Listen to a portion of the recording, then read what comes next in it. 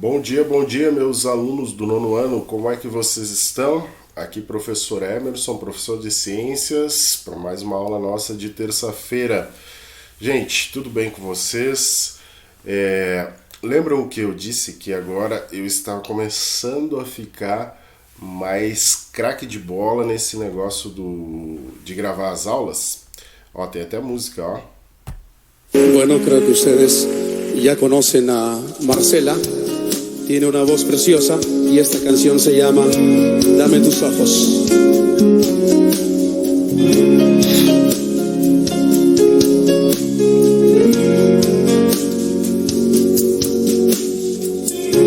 Dame tus ojos, quiero ver, dame tus palabras, quiero hablar, dame tu parecer, dame tus pies, yo quiero oír, dame tus deseos para sentir, dame tu Gente, isso foi só uma palhinha, tá? Para vocês verem como melhor os meus dotes musicais. Nem tão aguçados assim, mas o meu ouvido é aguçado. Isso é música boa, gente. Marcela Gandara, Dame tus ojos. Ela é uma música em espanhol, o espanhol da Espanha, né? É uma música, obviamente, né? Evangélica, mas muito bonita a letra, tá? Fica a dica aí, procurem depois no YouTube Marcela Gandara, Dame tus ojos. Muito bem, nessa aula de hoje, o que eu escolhi fazer? Porque agora nós terminamos a prova, teoricamente, então, restou para nós aqui a questão da recuperação, revisar os conteúdos e também a aplicação, né, dessa recuperação depois dessa semana que vai ter o feriado. Então, gente, na próxima semana já é a prova de recuperação. Eu falei para vocês que esse mês de junho esse é um mês que vai passar muito rápido, então é por isso que a gente tinha que se organizar com relação aos conteúdos e também para deixar tudo certinho para a professora regente, quando ela assumir, né, vocês terem vencido todos os conteúdos juntamente comigo, ok? Tá bom, gente? Peço desculpa para vocês, o professor está com a voz um pouco arranhando hoje, o nariz um pouquinho chato, mas é por conta dessa mudança de temperatura. Gente, eu escolhi para vocês finalizar, então, o capítulo 9, a gente não tinha conseguido vencer ele, falar do finalzinho dele, que fala um pouco sobre um pouco mais sobre substâncias sintéticas, e aí nós vamos ver ali os aditivos alimentares e também a questão da poluição ambiental, mais especificamente poluição hídrica ou poluição da água. Ok? Deixa eu me organizar aqui. Eu vou disparar o meu relógio para eu ter um controle do tempo e vamos iniciar a nossa aula, ok? Deixa eu mudar aqui o ponteiro. Agora sim, tudo pronto. Então, gente, lembrando, a gente vai finalizar esse conteúdo, depois eu repasso para a professora regente, a professora Lília, no próximo bimestre, ela pode, né, cobrar de vocês numa avaliação seguinte, ok? Então, só para finalizar, a gente estava falando entre, né, substâncias naturais e sintéticas, as diferentes classificações que havia entre isso, e agora eu quero falar um pouquinho com vocês sobre corantes, tá? Gente, é um tipo de substância que ela pode ser encontrada naturalmente ou ela pode ser produzida sinteticamente, tá? Então, são substâncias que dão coloração a algum tipo de substrato, normalmente, né, estão presentes nos alimentos que nós compramos, alimentos industrializados, ok? Mas existem corantes naturais, como está escrito aqui.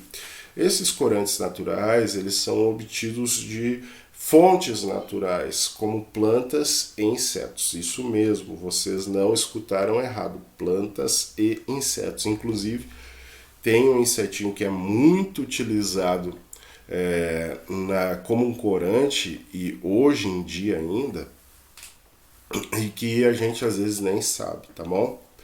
Mas alguns exemplos que eu coloquei aqui para vocês, tá? Só para ressaltar que esses naturais, quando utilizados adequadamente, né, numa concentração correta, eles não trazem tanto prejuízos à saúde assim.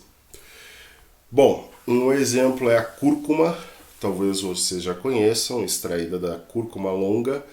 Ela é um pozinho que vai dar a cor amarela, ok? Extraído da raiz da cúrcuma. E aí depois, esse corante aqui, o carmim, que é justamente esse extraído de um inseto que é a cochonilha, né? Depois eu vou falar um pouquinho mais sobre a cochonilha, mas ela dá a coloração vermelha. Então, gente, quando vocês vão no mercado e vocês olham assim, nossa, esse morango, esse iogurte de morango tá com uma aparência tão apetitosa, gente, isso é proporcional, né? Como que vocês... Perdão, proporcional não, proposital. Isso é proposital, por quê? Imaginem a gente entrando no mercado, indo fazer compra de alimentos, isso é tudo sem graça. Então, hoje a gente sabe que boa parte dos alimentos industrializados, eles são comprados muito pela embalagem, pela coloração, pelo aspecto, pelo aroma, tudo isso vai influenciar na hora da compra. Então, às vezes a gente olha aquele iogurte de morango bonito, apetitoso, mas na verdade, se fosse deixar somente a concentração real de morango ali, ele não seria tão atraente falando de cor, né? E aí então se adiciona um corante, geralmente esse carmim, que é um corante extraído da cochonilha, para deixar ele com um aspecto mais rosado avermelhado, tá bom? E depois o urucum, que é extraído dessa semente Bixa orellana, tá, gente? Ela confere uma cor avermelhada entre o laranja para o vermelho, tá? Naquele substrato qual ela é adicionado, ok? Aqui uma imagem, perdão, só para vocês conhecerem o que é a cochonilha. Gente, cochonilha é uma praguinha que dá em plantas. Talvez vocês já tenham observado isso. Quem tem planta em casa, às vezes parece que a planta ela cria, parece um pozinho branco, né? Principalmente em partes de dobra das folhas e tal. E aquilo muitas vezes é cochonilha, tá? Cochonilha, então é essa praguinha que vai dando na planta, que se não cuidar ela pode acabar com a saúde da planta. Muito bem, então os pesquisadores descobriram que essa cochonilha, depois ali de trituradinha, né, amassadinha, ela tem essa coloração avermelhada. E aí começou a se adicionar isso em alimentos com coloração vermelha, ou para dar coloração vermelha, ok? Então a cochonilha hoje muito usada aí, claro, obviamente quando vocês olharem no rótulo, né, porque o rótulo nutricional ele tem que vir informações necessárias ao consumidor do que está contido ali naquele alimento. E não vai ter às vezes ali cochonilha, né? Vai estar assim, corante carmim.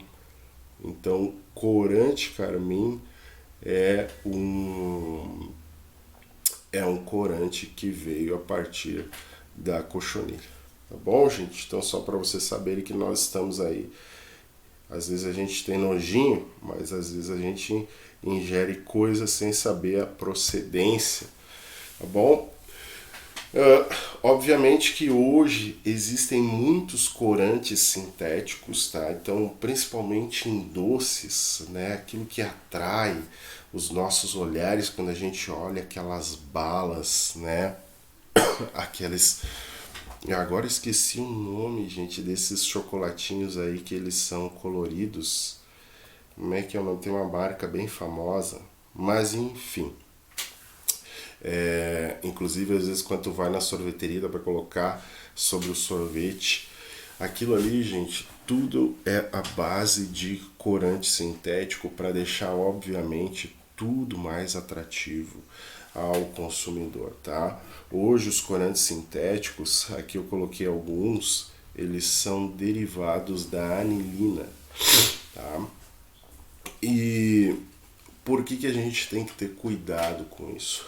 Porque hoje alguns estudos eles têm mostrado que o consumo em excesso dessas substâncias eles estão relacionados a problemas de saúde, obviamente a desenvolvimento de alguns tipos de câncer.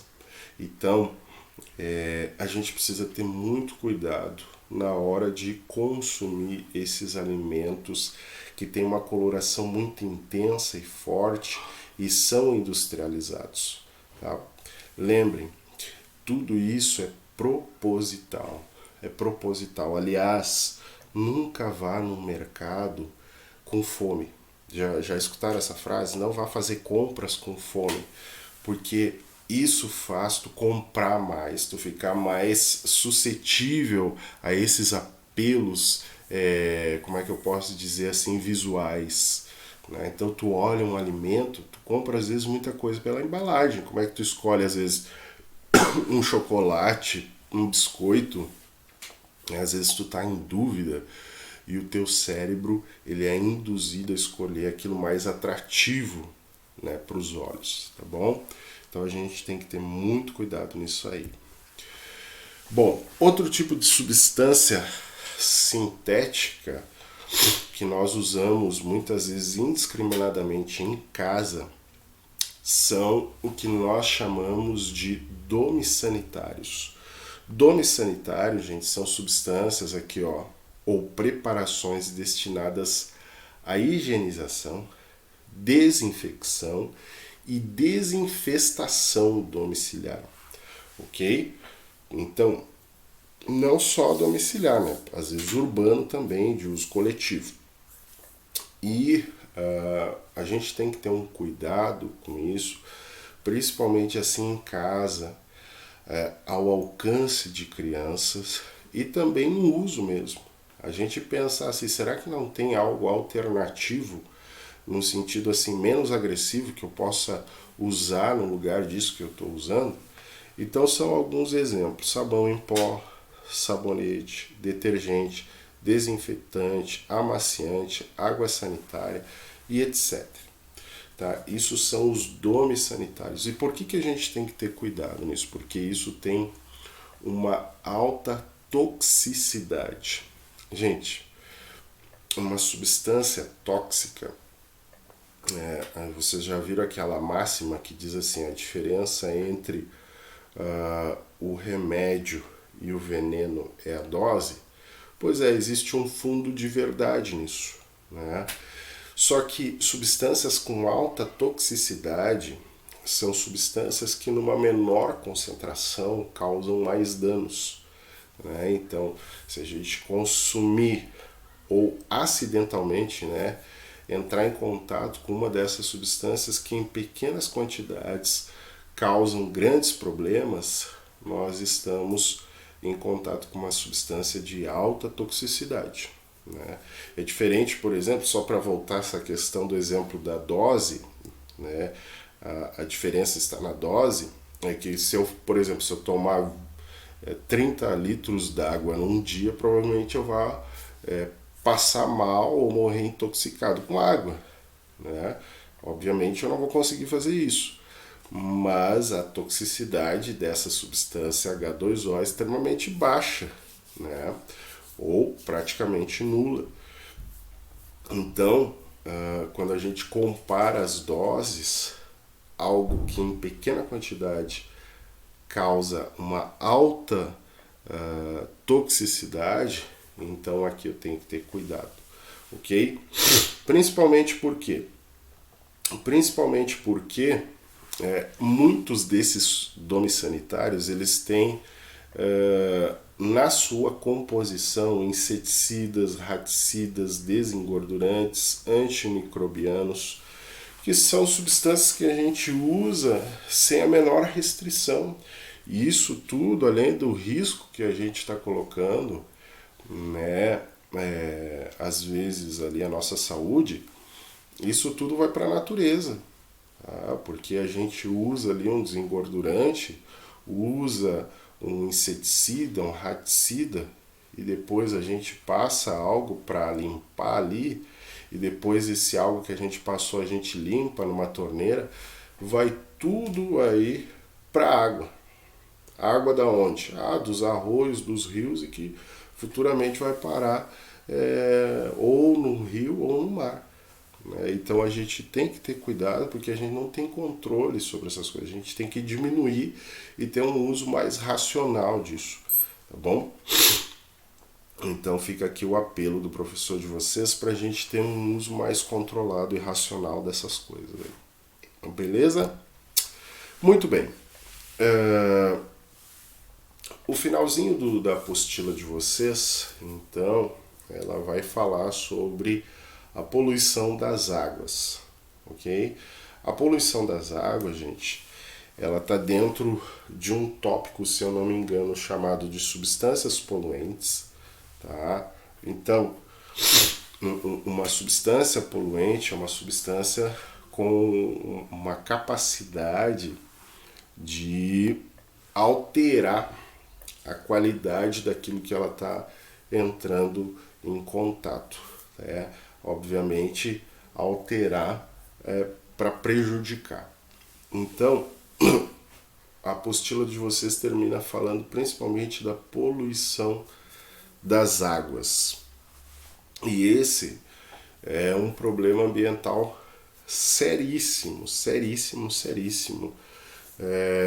Se sobrar um tempinho no final dessa aula, eu vou terminar de passar aquele vídeo que nós iniciamos numa aula anterior, de uma breve reportagem da BBC falando aí do grande problema ambiental hoje, que é o plástico, né, nos oceanos, nos mares. Mas aqui, gente, não pensem só em resíduo sólido, plástico, algo que a gente consiga ver, tá? Lembrem de fertilizantes, desses desinfetantes, com todas essas substâncias químicas que também vão parar na água e que também vão ter um efeito, tá? A gente não consegue, às vezes, dimensionar isso. Para vocês terem uma ideia, eu li recentemente uma matéria que estava falando da questão do uso, né, de agrotóxicos. Por que a gente, hoje, existem campanhas muito fortes para se reduzir o uso de agrotóxicos? Porque os agrotóxicos, gente, boa parte deles contém metal pesado. Tá? O metal pesado, quando ele está na natureza e ele consegue chegar a um organismo vivo, ele não sai mais desse organismo vivo. E isso pode ir passando de organismo vivo para organismo vivo se a gente estiver falando de uma cadeia alimentar, que é o que acontece. Então, o que eu ia falar é que eu vi uma reportagem mostrando o alto índice de contaminação por, se eu não me engano, acho que era mercúrio, em populações ribeirinhas na Amazônia. Por quê? Porque essas populações ribeirinhas, elas se alimentam de peixe de água doce. E hoje a água doce, que representa 1% lá da água disponível no planeta, e que é o que a gente pode usar, elas estão contaminadas por metal pesado. Então, gente, fica isso na natureza, quando um peixe entra em contato com isso, né? E fica nos tecidos dele, aquilo vai passando de ser vivo para ser vivo até chegar no ser humano. E não sai mais, entendeu? Então a gente precisa ter um cuidado muito grande com isso aí, tá bom? Vamos dar continuidade aqui então. Próximo slide, poluição das águas. O que é, segundo a Organização Mundial da Saúde, poluição das águas? Só um momentinho aqui. O que é? A Organização Mundial da Saúde define a água contaminada como aquela que sofre alterações em sua composição até ficar inutilizável. A gente não consegue nem consumir e nem utilizar ela para higiene, por exemplo.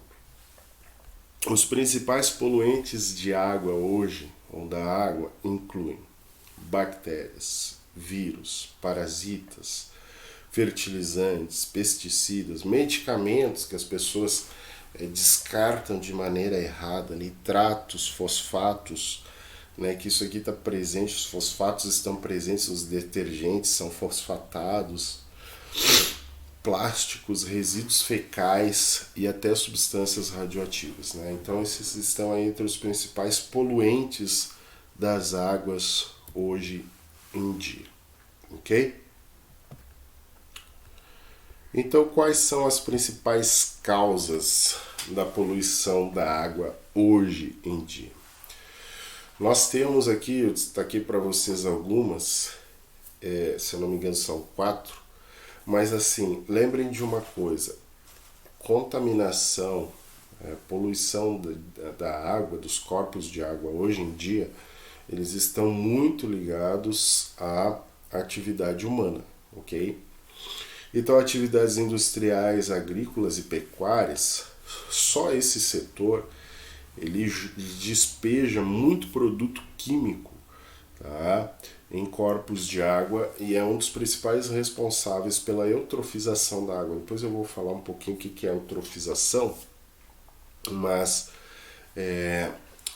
vocês já viram aqueles aviões, por exemplo, quando uma pessoa tem uma lavoura, ela não consegue, às vezes, dependendo do tamanho da lavoura, fazer uma aplicação de um inseticida manual. Tem que ser, às vezes, do lugar de onde eu venho, muitas vezes as pessoas usam aviões, né? Então o avião passa em cima da lavoura e despeja aquela quantidade de inseticida agrícola ou algum outro pesticida, tá? Só que aquilo, além de contaminar o solo, né, quando chove isso corre para dentro dos rios, também aquilo pelo ar é levado para regiões muito distantes da onde foi aplicado, porque o avião ele desce até uma certa altura, despeja aquilo, só que o ar muitas vezes carrega antes mesmo de cair na lavoura, né? E isso é um dos principais responsáveis por esse processo de eutrofização, tá? Eutrofização da água, eu vou falar depois, mostrar imagens para vocês, mas quando existe uma presença muito grande, uma proliferação muito grande de micro-organismos aeróbicos, ou seja, que consomem oxigênio, por causa desses produtos que chegam na água, eles se multiplicam e eles acabam roubando o oxigênio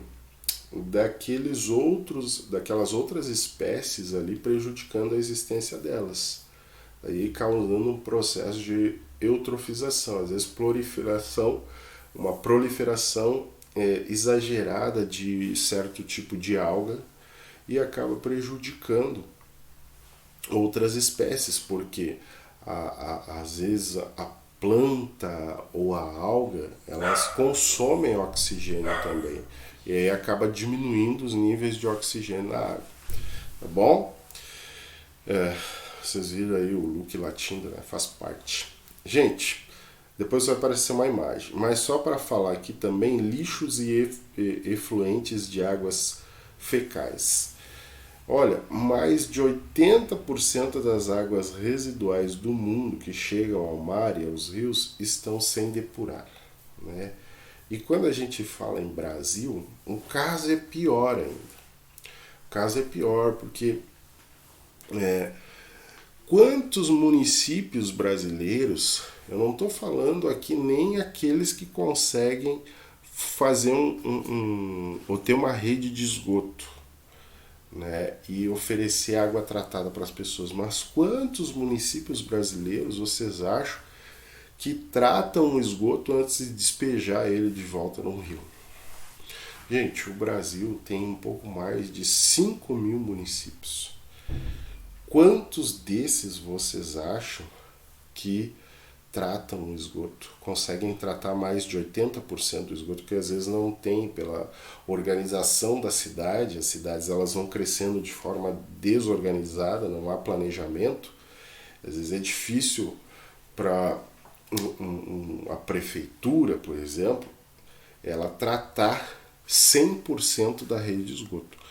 Mas que chegue a 80% de tratamento de esgoto já seria uma baita de uma medida.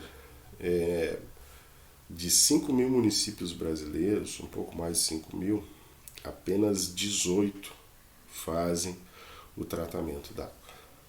E aí vocês fazem o cálculo de quanto é 18 em porcentagem de 5 mil. Gente, é uma ínfima parte.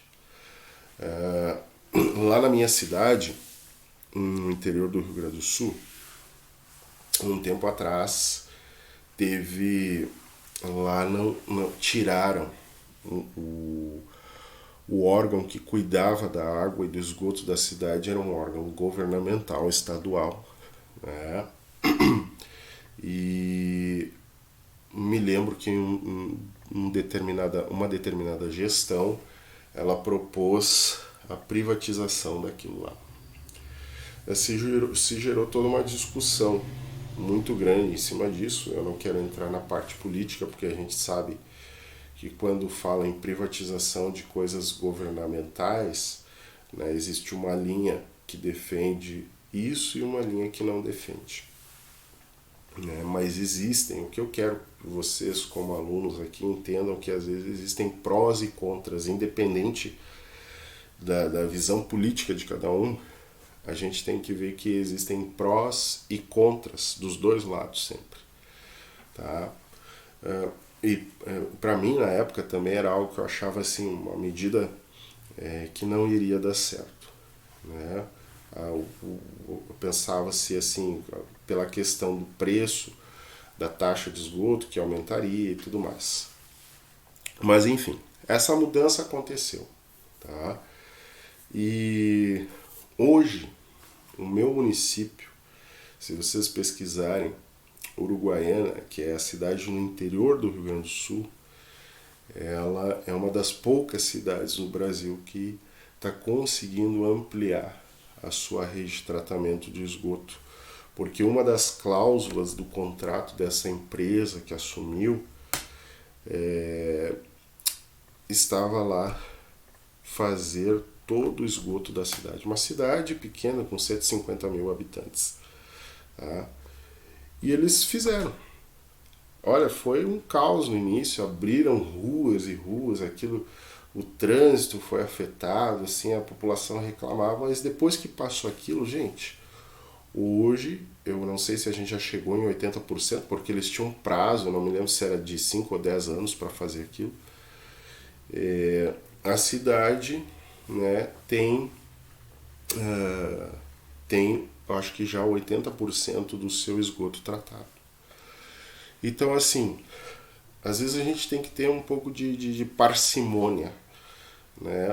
Olhar as coisas com calma, analisar os prós e contras de todos os lados, tá? Agora, uma coisa interessante que é essa empresa que tem um nome muito conhecido, que foi que assumiu lá, depois se envolveu num escândalo de corrupção que gerou o país todo e tal. Mas enfim, só para vocês terem uma ideia que tudo tem os prós e contras, a gente tem que pesar. Depois se mudou, toda a gestão ainda está lá, né? Mas a água é um bem comum. A hora que a prefeitura achar que deve romper contrato com essa empresa, ela rompe, porque a água é um bem comum, um bem público, tá bom? Muito bem, vamos avançar.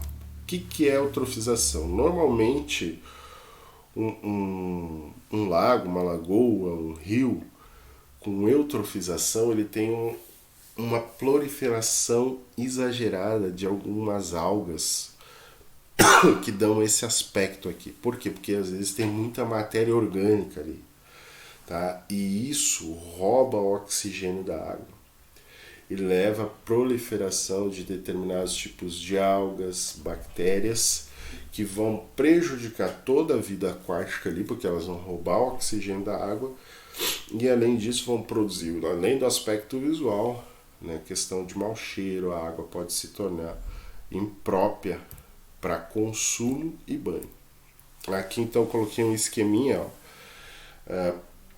Esses fertilizantes que chegam, muitos deles têm nitrogênio nas suas fórmulas, né? E não só, assim, a eutrofização acontece não só pelo despejo desses fertilizantes utilizados na agropecuária, mas também o próprio esgoto quando é liberado, tá?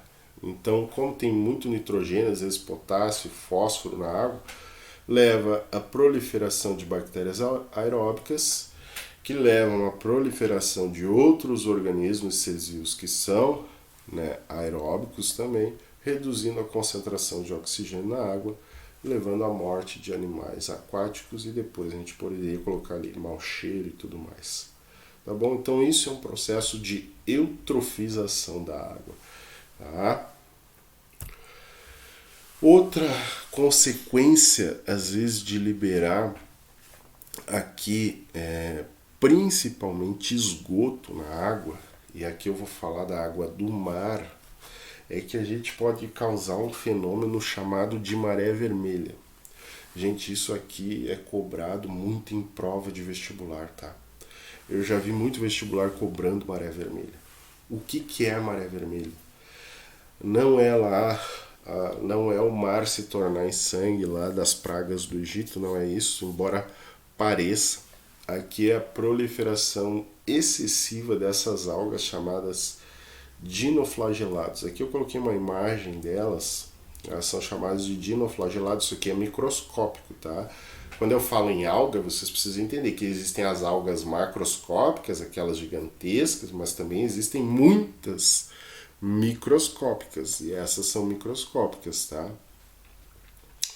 Então elas se proliferam excessivamente, liberam uma toxina na água que altera a cor da água, deixando esse vermelho aí.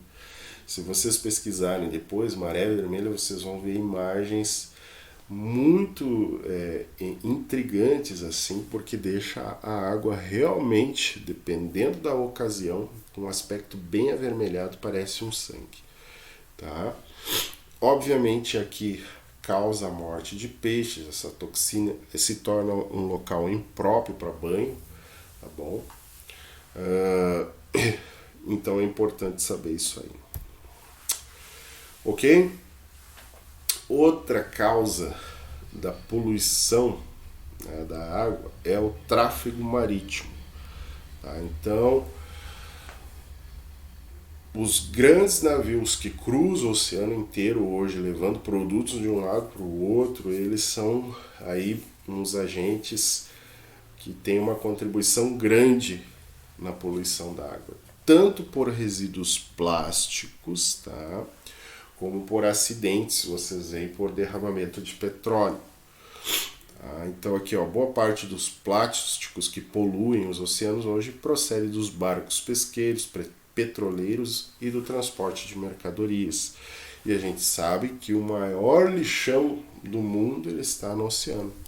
E o problema do plástico só voltando para falar nisso um pouquinho, o problema do plástico hoje ele é tão sério, gente, que existem conferências mundiais para tratar desse assunto. Tá? A gente não tem noção do impacto que o plástico causa.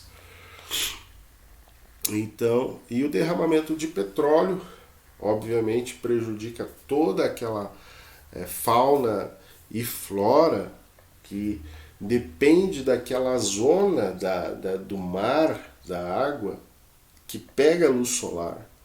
Então, quando eu bloqueio aquilo, além de eu prejudicar lá a ave que vai lá tentar se alimentar, eu prejudico toda a cadeia marinha, porque a partir do momento que eu impeço que esses micro-organismos que estão na superfície da água, que recebem a luz, fazer fotossíntese e tudo mais, tem um peixinho pequenininho que vai se alimentar dele, e o peixe maior vai se alimentar desse, e assim sucessivamente. Então eu prejudico toda uma cadeia alimentar, tá bom? Até chegar no ser humano. Então é um problema ambiental gravíssimo, beleza?